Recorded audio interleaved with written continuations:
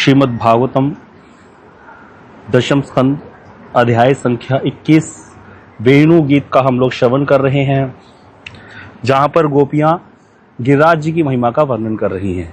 और देखिए, आज सौभाग्य से हमारे यहाँ गिरिराज जी का ही पूजन हुआ। देखिए, गिरिराज जी जो हैं बनाए गए भक्तों के द्वारा दिख रहे हैं, दर्शन हो रहे हैं गिरिराज जी के। कराता हूँ सबको दर्शन। बहुत ही सुंदर गिरिराज जी का स्वरूप बनाया प्रभु जी ने। देखिए, यहाँ पर सारा कुछ है गिरिराज जी में। श्याम कुंड, नारद कुंड, संकर्षण कुंड, ये दान घाटी है। इस तरह से सारा दर्शन बनाया, सारे कुंड बनाए हमारे श्यामानंद प्रभु जी। कुसुम सरोवर और राधा कुंड, श्याम कुंड, रास मंडल भी बनाया, नवल कुंड, अप्सरा कुंड, सुरभि कुंड, परिक्रमा मार्ग है पूरा। तो इस तरह से बहुत सुंदर गिरिराज जी का स्वरूप यहाँ पर बनाया आज। और आज गिरिराज जी का ही श्लोक आ गया, कोइंसिडेंस है। गोपियाँ गिरिराज जी की महिमा का वर्णन कर रही हैं, बड़ा ही सुंदर। तो यहाँ पर बड़ा सुंदर श्लोक है, इसको श्रवण करते हैं। हंताया मद्री रवला हरिदास वरयो यद राम कृष्ण चरण स्पर्श प्रमोद मानम तनोति सहग गण्यो त्योरत पानी ये सुयवस कंदर कंदर कंद मूलई। क्या कह रही हैं गोपियाँ? अरे सखियो, अरे अबलाओ, अबला कह रही हैं। क्यों कह रही है इसको बाद में श्रवण करेंगे, अबला क्यों बोला। कहती ये गिरिराज गोवर्धन धन्य अति धन्य है। बोले क्यों? हरिदास वर्य, ये हरिदासों में हरिदास वर्य आता है श्रेष्ठ। ये भगवान के भक्तों में श्रेष्ठ है। जितने भी हरि के भक्त आज तक हुए उनमें सर्वश्रेष्ठ हैं गिरिराज जी महाराज। कह रहे क्यों? बोले इसकी क्या प्रशंसा करें। यद राम कृष्ण चरण स्पर्श प्रमोद, ये कृष्ण और बलराम के चरण कमलों का स्पर्श पा करके अति आनंदित हो रहा है। और ये क्या कर रहा है? आनंदित होकर के मानम तनोति, उनका जो है, जब इसका आनंद बढ़ गया तो ये सम्मान कर रहा है कृष्ण का। कैसे कर रहा है सम्मान? जब कोई हम किसी का सम्मान करते हैं तो उसको हम कुछ देते हैं, मतलब उसके लिए उसको जल चाहिए तो उसको शरबत देते हैं, उसको भोजन के लिए देते हैं, उसको आराम देते हैं, उसको पाद संवाहन करते हैं। तो कहते ये कैसे सेवा करते हैं गिरिराज जी आनंदित होकर के? ये गिरिराज जी कहते झरनों का जल दे करके, पानी है, सुएवस कंद मूली, कंदराएं देते हैं, मूल फल इत्यादि देते हैं गिरिराज जी। गायों के लिए हरी हरी घास देते हैं, विश्राम के लिए सखाओं के कृष्ण के कंदराएं देते हैं, भोजन करने के लिए कंदमूल देते हैं। इस तरह से कहते बहुत कुछ अर्पित करते हैं, अपनी संपत्ति को लुटा देते हैं कृष्ण के चरणों में, उनके सखाओं के चरणों में। इस प्रकार गाय बलराम जी और ग्वाल बालों के साथ कृष्ण का बड़ा ही पूजा सत्कार करता है गिरिराज जी। तो अतः यह यथार्थ ही धन्य है। ये हमने जो इसका साधारण, जो अगर हम संस्कृत के हिसाब से श्लोक का अर्थ समझे तो यही अर्थ है कि गिरिराज जी जो हैं हरिभक्तों में श्रेष्ठ हैं, बड़ी ही प्रशंसा है इनकी। ये कृष्ण और राम जी के, बलराम जी के चरणों को स्पर्श पा करके आनंदित हो रहा है, इसीलिए आनंदित होकर के उनके लिए झरनों का जल दे रहा है, गायों के लिए हरी हरी घास दे रहा है, और विश्राम के लिए गुफाएं दे रहा है, भोजन के लिए कंदमूल दे रहा है। इस तरह से ये गायें बलराम जी ग्वाल वालों का कृष्ण के साथ बड़ा ही आदर सत्कार करता है। गिरिराज जी यथार्थ में ही धन्य है।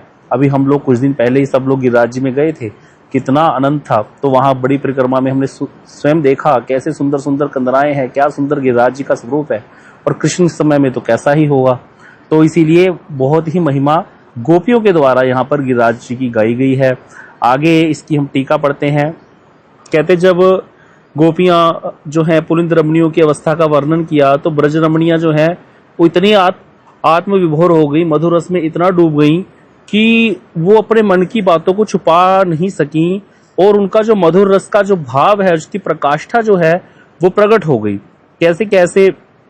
कहते उन्होंने जहां तक बोल दिया कि ये जो गिरिराज जी जो ये कृष्ण के चरणों में लगा कुमकुम है, इसको जो ये पुलिंद कन्याएं हैं अपने शरीर पर मल करके अपने काम की व्याधि को दूर करती हैं। इस तरह से कहते जब अपने मन की भावना को व्यक्त करने लगी तो इसके पश्चात वो सामान्य हो गई। अब सामान्य होने पर कुछ लज्जित सी होकर के दूसरे भाव का वर्णन करने लगी। इसीलिए पूर्व भाव को छिपाने के लिए यहाँ पर कहने लगी, हरि सखी, हमारे जो कृष्ण हैं ये वृंदावन के विविध स्थानों में विचरण करते हैं। कभी कहीं, कभी कहीं, कभी वृंदावन में, कभी कामवन में, अलग अलग वनों में कृष्ण विहार करते हैं, बहुत प्रकार की क्रीड़ाएं करते हैं। कहती लेकिन हम जो है उनको दर्शन नहीं कर पाते कृष्ण की लीलाओं को। और चरण रहते हुए भी हम उन स्थानों पर जाने के लिए समर्थ नहीं है, गोपियां ऐसे कह रही हैं, जबकि सारा दिन कुंजों में गोपियों के साथ लीला होती है। कल हमने इसको श्रवण किया था कि ये मादनख्य जो मादन महाभाव है उसकी ये चरम सीमा होती है कि हर समय कृष्ण के साथ रहने पर भी गोपी को क्या लगता है कि वो तो कृष्ण का संग पा ही नहीं सकी। तभी यहाँ पर कहते हैं गोवर्धन की कथा उनको स्मरण हो गई, जब इस प्रकार से अपना जो दुर्भाग्य है वो वर्णन कर रही थी। गोवर्धन पर्वत की कथा स्मरण हो आई और उस समय भाव दृष्टि से गोपियां पहुंच गई हैं गोवर्धन पर्वत पर, और वह गोवर्धन पर्वत की स्फूर्ति होने से आलिंगन अंगुली से उनको संकेत करते हुए गोवर्धन पर्वत की तरफ कह रही है, हंताया मदरी रबला हरिदास वरे। अरे हम सब तो अबला है, अबला अर्थात जिसका कोई बल नहीं होता, अर्थात कहते हमारे अंदर तो ऐसा कोई बल ही नहीं है कि हम धैर्य लज्जा आदि बंधनों को तोड़ करके कृष्ण के चरणों में उपस्थित हो सके। लेकिन ये गोवर्धन कैसा है, बोले गोवर्धन तो एक पर्वत है, जड़ है, स्थावर है, लेकिन ये स्थावर होकर के भी कहते प्रेम बल बड़ा है इसका, ये अबला नहीं है, हम तो अबला है, ये बड़ा बलशाली है गोवर्धन पर्वत। बोले कितना बलशाली है, ये अपने प्रेम बल से इतना बलवान है कि प्रतिदिन विविध प्रकार से कृष्ण का चरण स्पर्श पा करके कृतार्थ होता है। गोवर्धन जी कृतार्थ होते रहते हैं कृष्ण के चरण स्पर्श पा करके, और कहते हाय हाय हम यदि गोवर्धन की शिलाखंडी ही होती तो हम भी कृष्ण के चरण स्पर्श प्राप्त कर लेती। इस तरह से कहते सौभाग्य का वर्णन करते हुए गोपियां कहने लगी, गोवर्धन पर्वत हरिदास वरेय है, हरिदास वरेय। हरिदास वरेय अर्थात जितने भी जगत में हरिदास हैं, भगवान के जितने भी भक्त हैं, जितने भी वैष्णव हैं, उनमें गोवर्धन पर्वत ही सर्वश्रेष्ठ है।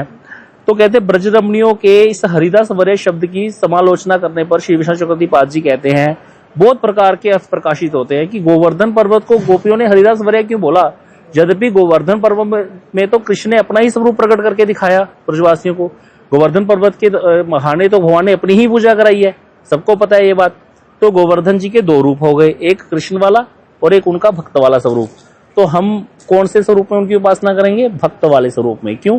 क्योंकि गोपियों ने इस रूप में गोवर्धन को बोला, हरिदास वरेय कह करके गोवर्धन को संबोधन किया है गोपियों ने। जब गोपियों ने चर्चा की गोवर्धन जी की तो हरिदास वरेय कह के उनको पुकारा, तो इसीलिए कहते हम भी उसी भाव से गोवर्धन पर्वत को पुकारेंगे। अब यहाँ पर इसको हम सुनेंगे अच्छे से, क्यों ऐसे हरिदास वरेय बोल दिया, ऐसे थोड़ी बोल दिया। इसीलिए गुरुदेव कहते थे हमें किन भावों में रहना है, जिस भाव से गोपियां कृष्ण की उपासना करती हैं या जो भाव से गोपियां उपासना करती हैं। इसके लिए श्री विष्णु चक्रवर्ती पाद जी का बड़ा सुंदर श्लोक भी है, आराध्यो भगवान ब्रजेश तनय।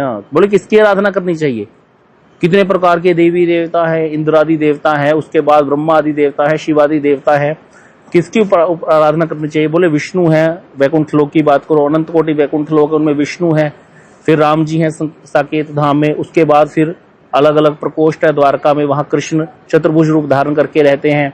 उसके बाद जाकर के फिर गोलोक है, गोलोक में भी फिर कृष्ण के बाल कृष्ण भी हैं, किशोर कृष्ण भी हैं, और जो है वात्सल्य रस में यशोदा मैया की गोद में खेलने वाले कृष्ण भी हैं, लाला भी हैं, छोटे सखाओं के साथ खेलने वाले कृष्ण भी हैं। हम किस कृष्ण की उपासना करें, हम किसकी उपासना करें। तो इसीलिए उन्होंने क्या मंत्र दिया, कहते कृष्ण तो यशोदा नंदन भी है, देवकी नंदन भी है, तो देवकी नंदन का भजन करे या यशोदा नंदन का भजन करे।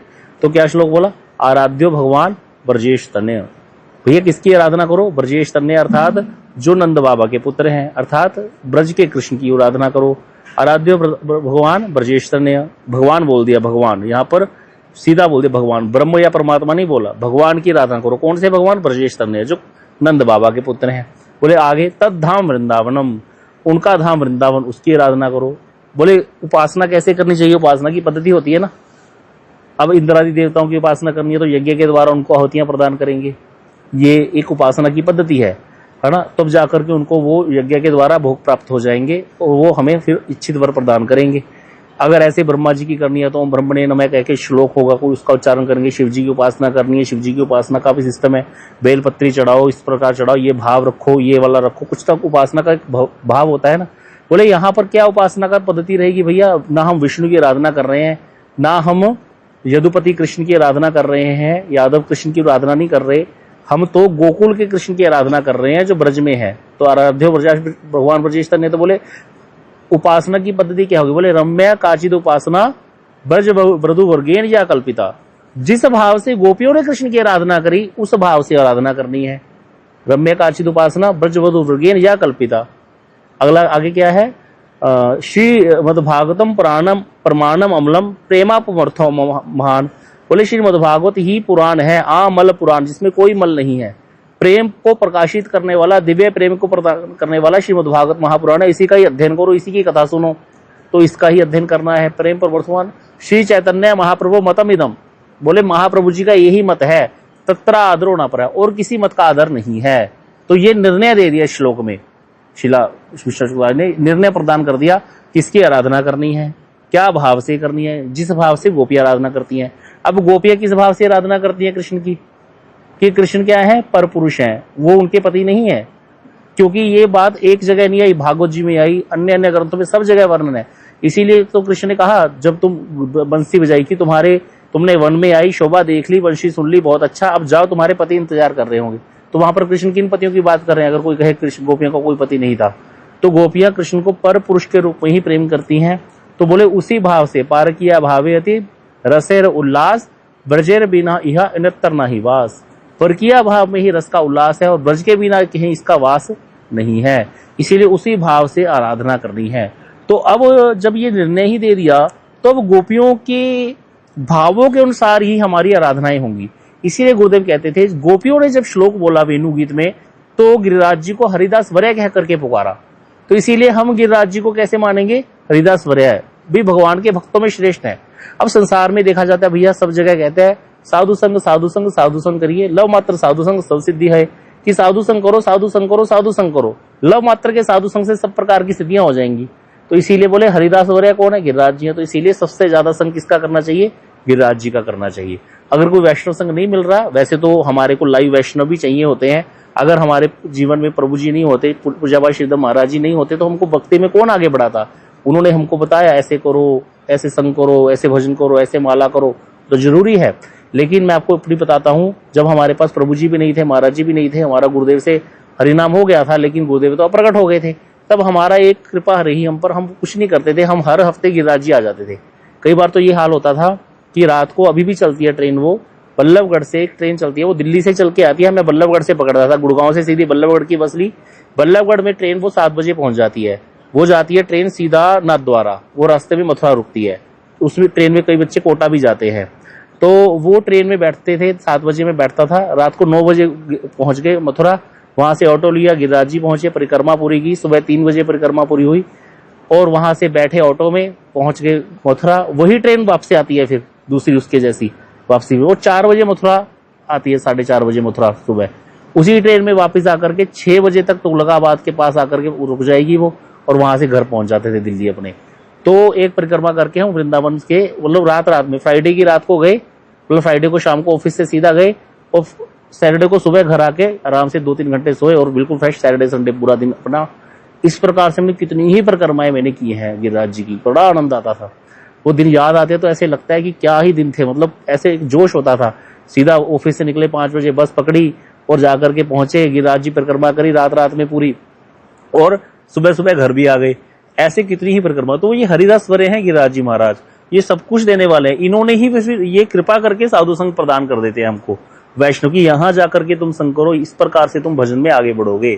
तो गिरिराज जी की तो बड़ी ही महिमा है, साक्षात देव हैं गिरिराज जी महाराज, साक्षात जो है फल प्रदान करने वाले। इसीलिए यहाँ पर कहते हैं, जगत में जितने भी हरिदास हैं उनमें श्री गोवर्धन पर्वत ही सर्वश्रेष्ठ हैं। ब्रज रमणियों के इस हरिदास वरे शब्द की समालोचना पर बहुत प्रकार के अर्थ प्रकाशित होते हैं। गोवर्धन पर्वत के अधिष्ठात्र देव जो है वो कौन है? श्री हरिदेव जी हैं। श्री हरिदेव जी गोवर्धन के अधिष्ठात्र देव हैं। शायद किसी ने हरिदेव के दर्शन भी किए होंगे। ये मानसी गंगा पर हरिदेव जी का मंदिर है, ये अधिष्ठात्र देव है गिरिराज जी के। जब भी गिरिराज जी की परिक्रमा करते हैं तो हरिदेव जी के दर्शन जरूर करते हैं परिक्रमा के बाद। कहते हैं क्या वो दोहा बोलते होते हैं ना, कुंड कुंड आचमन करिले, मानसी गंगा श्री हरिदेव गोवर्धन की परिक्रमा दे, कुंड कुंड आचमन कर ले, अपना जन्म सफल कर ले। क्या कहते हैं कि भैया मानसी गंगा आओ, आचमन करो, हरिदेव जी के दर्शन करो, फिर गिरिराज जी की परिक्रमा दो। दोबारा परिक्रमा करके पूरा मानसी गंगा आ जाओ, और कुंड कुंड रास्ते में आचमन करोगे, तब जाकर के परिक्रमा पूरी होगी। इस प्रकार से गिरिराज जी की परिक्रमा का नियम है। तो यहाँ पर हरिदेव कहते हैं, उनके अधिष्ठाता देव हैं। उन हरिदेव के ही श्रेष्ठ सेवक कौन है?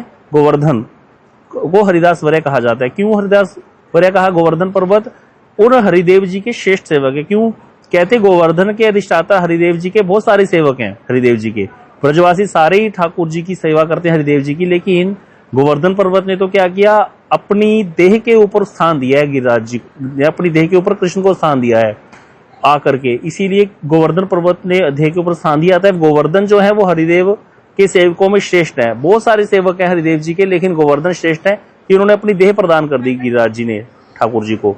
तो कहते हैं संसार के लोग जो है वो किसमें आसक्त हैं, स्त्री पुत्र परिजन में, और उसी की सेवा में लगे रहते हैं, सारा दिन अपना वैभव बढ़ाने में लगे रहते हैं, विषयों का देह गे आदि की सेवा में व्यस्त हैं, माया के दास हैं।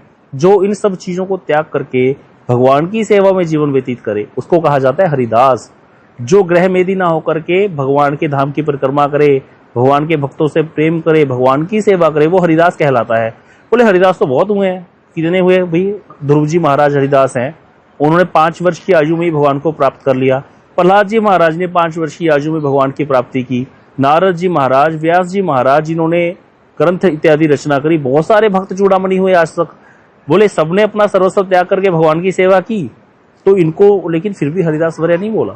इसीलिए कहते गोवर्धन पर्वत की भांति कोई भी अपनी देह को भगवान की लीला क्षेत्र नहीं बना सका, जिसमें आकर भगवान स्वयं अपनी लीला करें। गिरिराज जी में भगवान आकर के खेलते हैं, मधुर रस की लीलाएं करते हैं। आप अभी तो हमने बड़ी परिक्रमा का ट्रिप निकाला था, अगला ट्रिप हमारा छोटी परिक्रमा का होगा। छोटी परिक्रमा में रत्नशिला है, श्याम वेदी है, कितने ही सुंदर सुंदर स्थान हैं जहां पर हम जाकर के दर्शन करेंगे। वहां एक शिला के अंदर राधा और कृष्ण का मिलित स्वरूप प्रकट हुआ है, आप दर्शन करके हैरान हो जाओगे। शिला के अंदर वो रतन वेदी है, वहां पर हमारे गुरुदेव वहां जाकर के अभिषेक इत्यादि करते थे। तो ऐसे गिरिराज जी में तो बहुत सुंदर सुंदर स्थान है। तो इसीलिए कहते गिरिराज जी ने तो भगवान को अपनी देह प्रस्तुत कर दी और अपनी देह को लीला क्षेत्र बना दिया अपनी गिरिराज जी को भगवान ने अपना। इसीलिए गोवर्धन पर्वत समस्त हरिभक्तों में श्रेष्ठ है। भाई भक्त तो बहुत हुए, अभी कितने भक्तों के नाम लिए गए। तो आगे कह रहे हैं भागवत जी में 3 जगह हरिदास वरय शब्द आया है। कहाँ का आया है? बोले 3 जगह आया। पहले श्रीमद् भागवतों में दशम स्कंद में 47वें अध्याय में वर्णन है, कृष्णम संस्मार्यन रेमे हरिदासो ब्रजोक साम, ये श्लोक है भागवत जी में। तो वहां बताया गया हरिदास उद्धव जी ने ब्रज में आकर के कृष्ण की लीला कथा का कीर्तन करके ब्रजवासियों के हृदय में कृष्ण की स्मृति को जगाते हुए 2 महीने व्यतीत किए थे। मतलब उद्धव जी ब्रज में आए, आकर के कृष्ण की कथाएं सुनी और ब्रजवासियों को आनंद प्रदान किया। क्योंकि भक्तों का सबसे बड़ा धन क्या है? भगवान की कथा। एक संत हुए हैं ना जिनको मामा जी बोलते थे, जो कि सीताराम जी का विवाह गाते थे, बक्सर वाले मामा जी। तो वो बक्सर वाले मामा जी एक बार बीमार हो गए बहुत ज्यादा। डॉक्टर ने कहा बस बोलते बहुत हो, बोलना नहीं है आपको। अब उनका बोलना बंद करा दिया। बोले ठीक होने बचाना है इनको, तो इनको बोलने नहीं देना। अब उनका बोलना बंद करा दिया। आईसीयू में थे। रात को उनको मिलने वाले उनके बंधु चले गए। उन्होंने जैसे ही हाथ पकड़ा उनकी आंख खुल गई। तो आंख खुली तो उन्होंने देख करके रोने लग गए। अब वो डॉक्टर ने मना किया बोलना नहीं, लेकिन उनको देख करके उनको कुछ प्रसंग याद आ गया। सीताराम जी का विवाह तो ऐसा सुंदर गाते हैं, वो कभी सुनना उनका बक्सर वाले मामा जी का, क्या क्या सुंदर कीर्तन है उनके, क्या क्या। राम जी को गाली कोई नहीं दे सकता, अयोध्या वालों को कोई गाली नहीं दे सकता, सिर्फ मिथिला वाले दे सकते हैं। हम लोग जनकपुर गए थे, वहां क्या क्या नहीं बोलते वो जनकपुर वाले, लेकिन है बड़े अच्छे, इतने सीधे साधे लोग हमने आज तक नहीं देखे कभी। सच में लगता है कि सीता जी यहीं की होंगी। तो वहां पर जो है बड़ा सुंदर सुंदर उन्होंने कीर्तन गाया। सखी मिथिला नगर गुलजार जी, सखी मिथिला, मिथिला नगर में बड़ी बड़ी गलियां और बीच में चौक बाजार जी। बड़ा सुंदर कीर्तन है उनके, ऐसे बहुत प्रकार के। तो वहां पर उनके पास जब आईसीयू में गए तो उनको बैठ करके कथा सुनाने लगे। फुलवाड़ी का प्रसंग शुरू कर लिया कि जब सीता जी फुलवाड़ी में फूल तोड़, गिरजा की जो पार्वती की पूजा करने के लिए गई हैं, और राम जी गुरुदेव की सेवा के लिए, गुरुदेव की पूजा के लिए फूल लेने आए थे। तो वो फुलवाड़ी का प्रसंग बहुत सुंदर, बहुत ही विस्तृत रूप में उन्होंने वर्णन किया है अपने कीर्तनों में। इतना सुंदर प्रसंग छिड़ा। रात को 10 बजे शुरू हुए, सुबह 4 बजे तक कथा सुनाते रहे और सुबह वो बिल्कुल ठीक थे। उन्होंने कहा डॉक्टर तो बेवकूफ है, उसको क्या पता हमारा धन क्या है, हमारी वस्तु क्या है, हमारी औषधि क्या है। हमारी औषधि तो कृष्ण कीर्तन ही है, हमारी औषधि भगवान की कथा ही हमारी औषधि है। तो इसीलिए यहाँ पर कह रहे हैं कि हरिदास उद्धव जी ने क्या किया, ब्रजवासियों से बैठ करके कृष्ण की कथाएं श्रवण करी। कृष्ण की कथाएं सुनने को मिल गई, सुनाने को मिल गई। ब्रजवासियों को और क्या चाहिए? उनका जो इतने देर का जो कृष्ण से जो विरह हो रहा था, ऐसे लग रहा था कृष्ण तो पास में ही आ गए। भगवान ने कहा, भगवान कह रहे हैं नारद जी को, ना हम वसामी वैकुंठे, मैं वैकुंठ में नहीं रहता। लोग कहते मैं वैकुंठ में रहता हूं, मैं वैकुंठ में नहीं रहता, भगवान कहते। और कहते योगियों के हृदय में, लोग कहते हैं भगवान रहते हैं, योगी ध्यान करते हैं अपने हृदय में अंगुष्ठ के आकार के परमात्मा का। भगवान कहते योगी नाम हृदय न च, मैं योगियों के हृदय में भी नहीं रहता। बोले फिर कहाँ रहते हो, कोई स्थान है रहने का कि नहीं ऐसे ही हो? बोले हाँ रहते हैं भाई। बोले कहाँ रहते हो? बोले मद भक्ता यत्र गायंती तत्त तिष्ठामि नारद, जहां मेरे भक्त बैठ करके मेरी कथा कीर्तन करते हैं मैं वही बैठता हूं, मैं वही रहता हूं। तो कीर्तन में, कथा में भगवान हर समय प्रेजेंट है। इसीलिए भक्तों को और कुछ नहीं चाहिए, उनको तो भगवान की कथा चाहिए, उनका कीर्तन चाहिए। वो भी कैसे? श्रेष्ठ वैष्णव से कथा सुनना चाहिए। बस ये मिल जाए उनको, सब कुछ मिल गया और कुछ चाहिए ही नहीं उनको।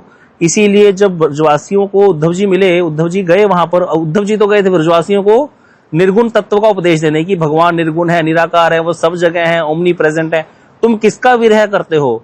और ब्रजवासियों ने ऐसे इंजेक्शन लगाए उद्धव जी के कि ऊदो सूदो हो गए, सुनो गोपिन के बोल, ज्ञान बजाए डुगडुगी, बजा प्रेम का ढोल। अब ऊदो तो अपने जो है सर पे रख के लेके गए थे गठड़ी बड़ी वाली ज्ञान की। कहते अब जब ऊंट चलता है ना रेगिस्तान में, वो ऐसे ऐसे करके चलता है, हमारे गुरुजी बताते ऐसे ऐसे करके चलता है सिर को, क्योंकि वो भाई ऊंचा होता है, उसको नीचे हो ही नहीं कोई। लेकिन जब पहाड़ आ जाता है ना ऊंट के सामने, तो ऊंट जब पहाड़ को देखता है ऐसे देखता है, ऐसे ऐसे देखता है, ये क्या आ गया। तो ऐसे ऐसे करते करते जो देखता है ना, ऐसे कहते प्रेम देखा ना जब गोपियों का, उद्धव जी अपने जो ज्ञान की गठरी सर पे रख के लाए थे वो गिर गई, पीछे पीछे गिर गई। तो ऊधो सूधो हो गए, सुन गोपियों के बोल। गोपियां ने उद्धव को बोला, उद्धव जा ना माने, जा ना माने, जा ना माने। उद्धव जी समझा रहे थे गोपियों को, अपना मन निर्गुण ब्रह्म में लगाओ, अपने मन को समाहित करो। योगी लोग मन को समाहित करते हैं, तुम भी अपने मन को समाहित करो। तो गोपियां कहती किसको समाहित करेगा, हम तो चाहते हैं कि हमारा मन कृष्ण से हट जाए, तू करा दे जो करा सकता है।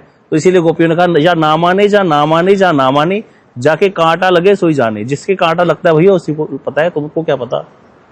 तो इसीलिए वहां पर गोपियों ने बहुत बहुत प्रकार से बोला है कि कहते हैं ना, हम प्रेम नगर की बंजारन, जप तप और साधन क्या जाने, हम श्याम के नाम की दीवानी, रत नेम के बंधन क्या जाने, हम ब्रज की भोली गवारनी, हम ज्ञान की उलझन क्या जाने।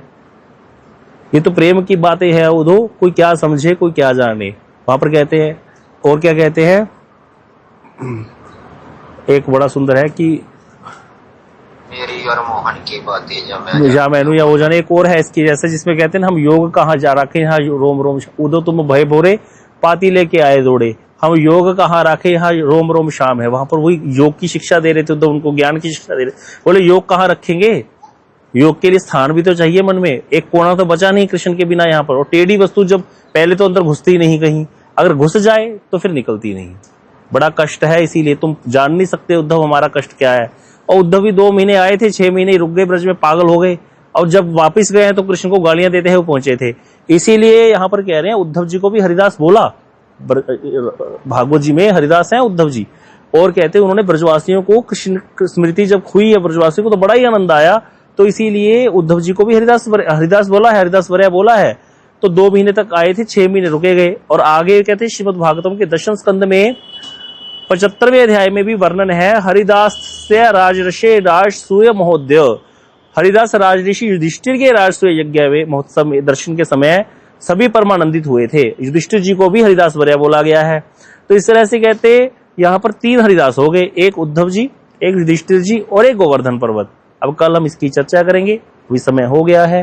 वांछा कल्पतरुभ्यश्च कृपा सिंधु भयश्च पतितानां पावनेभ्यो वैष्णवेभ्यो नमो नमः।